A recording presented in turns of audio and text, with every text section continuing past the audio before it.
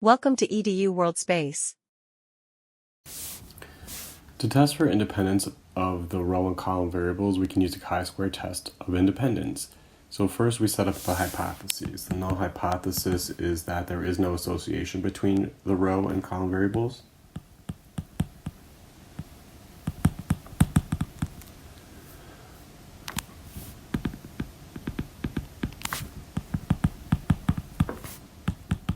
And the alternative hypothesis is that there is an association.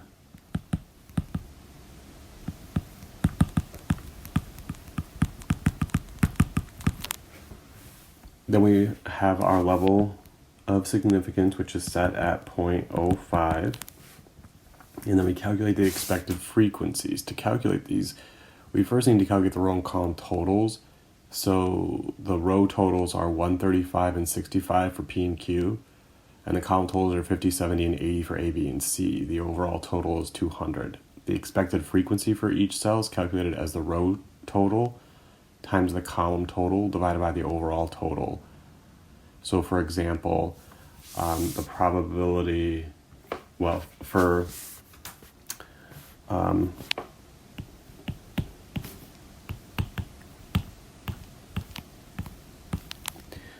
for PA, it would be 135 times 50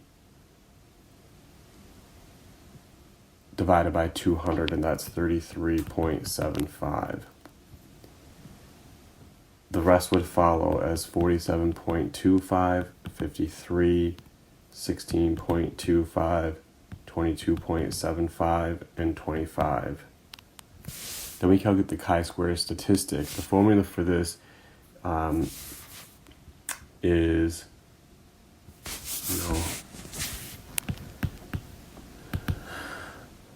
it's the difference between the observed and expected squared over the expected. And so that would be 40 minus 3.75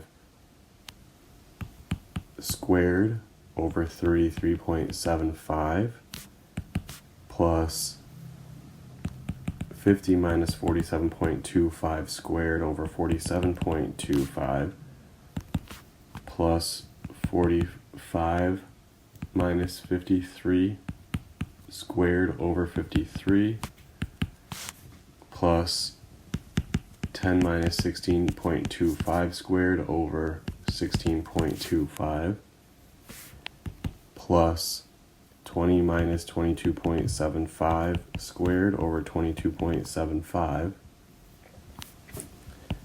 plus 35 minus 25 squared over 25. And let me calculate that quickly. I get 9.26 to 2 decimals.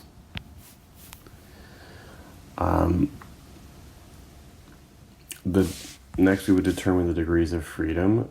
The degrees of freedom for a chi-square test of independence with a 2x3 table is the number of rows minus 1 times the number of columns minus 1. So that would be 1 times 2, or 2 degrees of freedom.